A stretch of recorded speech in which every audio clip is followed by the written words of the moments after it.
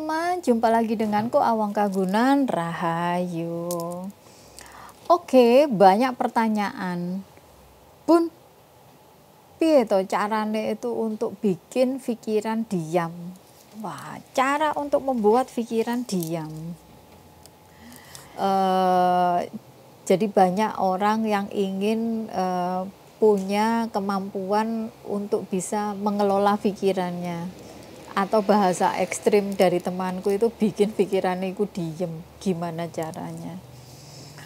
Oke, untuk membuat pikiran diam itu ya bisa dilakukan dengan meditasi.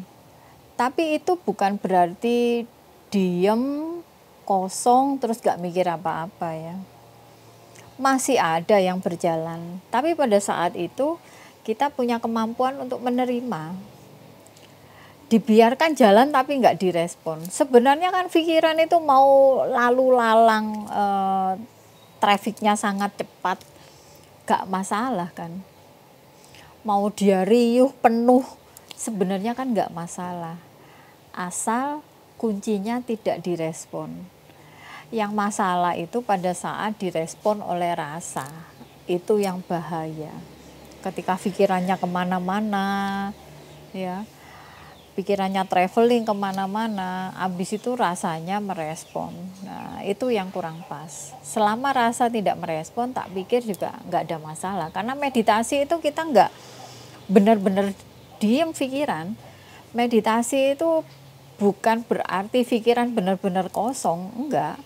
Pikiran ya tetap aja. Ada banyak gambar mondar-mandir ya biarin aja.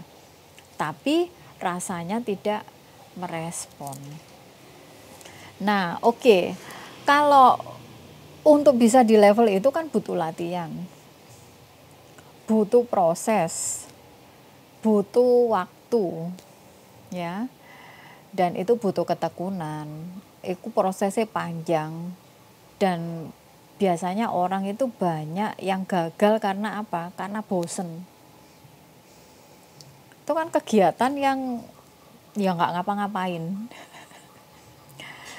Duduk, diem, nggak ngapa-ngapain. Sebagian besar orang itu nggak tahan karena bosan. Butuh waktunya panjang. Tapi ada cara instan untuk bikin pikiran diem sejenak. Sejenak loh ya, diemnya sejenak. Caranya gimana pun? Dengan olah nafas. Dengan sadar nafas, dengan fokus pada nafas. Oke, biasanya ya ketika kita dalam kondisi normal ini, ya nafas-nafas normal ya. Tarik jeda sebentar hembus, tarik jeda sebentar hembus. Ritmenya itu naik, tahan, turun, naik, tahan, turun, naik, tahan, turun. Ya kurang lebih seperti itu.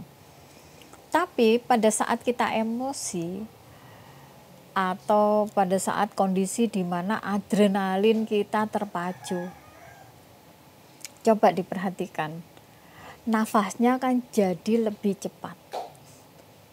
Jadi lebih cepat. Detak jantung juga jadi lebih cepat, nafasnya juga jadi lebih cepat. Nah, nafas lebih cepat ya, itu untuk menghimpun daya. Dia membangun daya, menciptakan daya.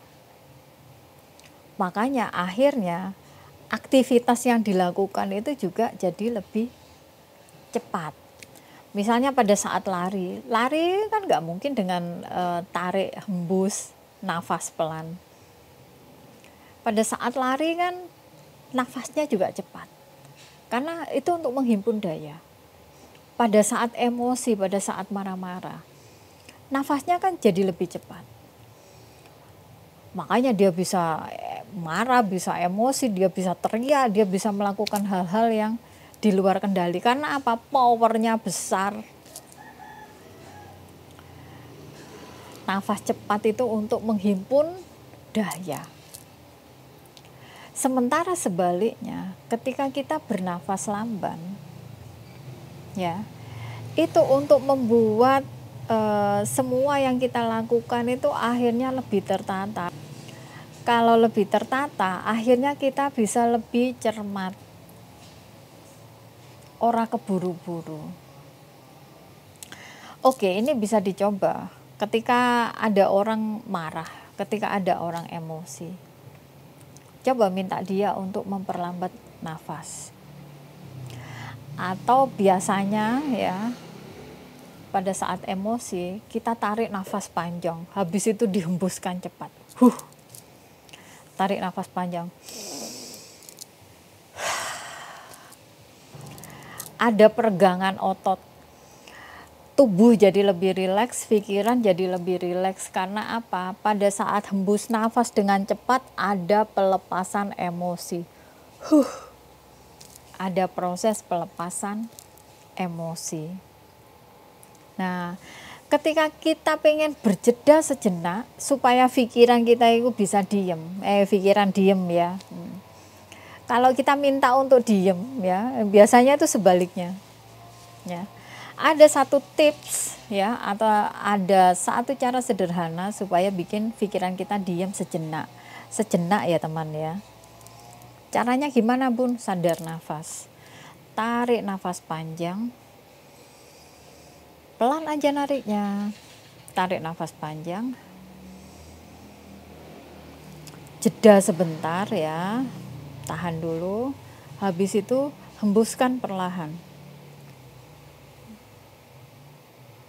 Sampai habis. Pelan aja sampai habis. Habis itu tarik lagi perlahan. Jeda. Habis itu hembuskan lagi pelan.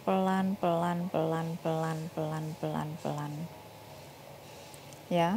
Kalau misalnya masih belum kuat ya bolehlah tarik nafas 4 hitungan, tahan 4 hitungan. Habis itu hembuskan perlahan 6 hitungan. Nanti seiring berjalannya waktu kalau udah rajin latihan itu bisa sampai 8, bisa sampai 12, ada juga yang 12, ada yang lebih. Nah, ketika kita melatih nafas itu ya, memperlambat nafas namanya. Ketika kita melambankan nafas ya, tanpa kita sadari, pikiran, rasa itu jadi fokus pada nafas. Dan itu dilatih. Nanti seiring dengan berjalannya waktu, nafas kita jadi lebih halus. Nah, kalian perhatikan para penari itu.